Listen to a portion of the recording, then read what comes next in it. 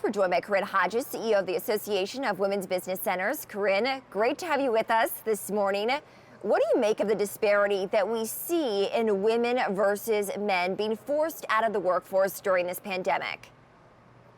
Well, unfortunately, what we see is nothing totally out of the ordinary or new for women. Women tend to be sort of sidelined by a good economy and especially by a tough economy.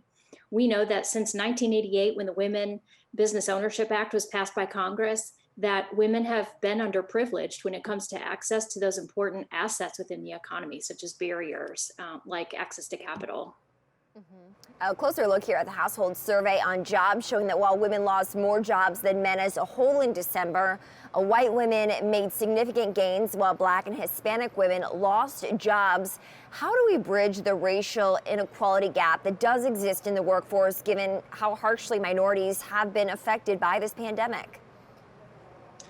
I definitely think that we need to look into the data, and sometimes there's a necessary lag between what we see in terms of reality and the time it takes to analyze exactly what's happening within our demographics. Why is it that we're seeing minorities, women of color, harder hit in this area?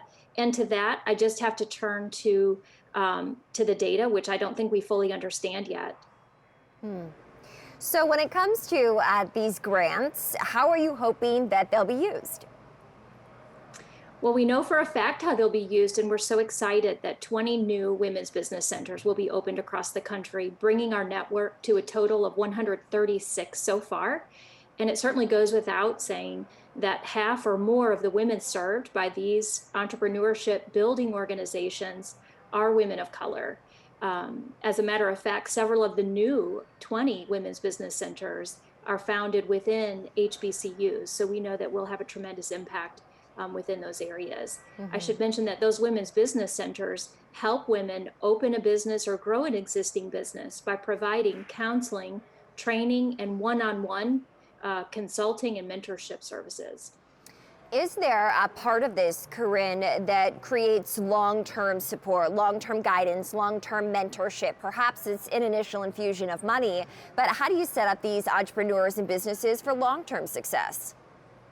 Well, based on the data that we have within women's business centers since 1988 or so, we realize that the benefit of a women's business center is more than just the education, the training, and the counseling.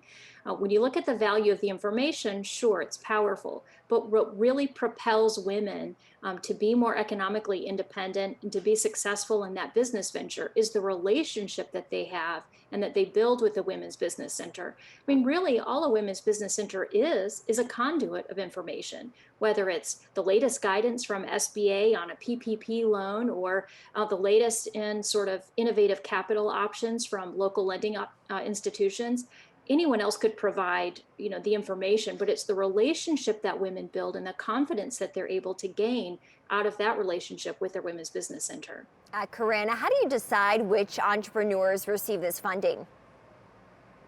Well, every entrepreneur that walks into a women's business center is provided services. So these aren't grants, these are services that are afforded to every single client that enters into a women's business center, or of course, during the current nature of things, is served virtually, either by phone or video conference. All right, services that I know many of us could use these days. Corinne Hodges, CEO of the Association of Women's Business Centers, thank you.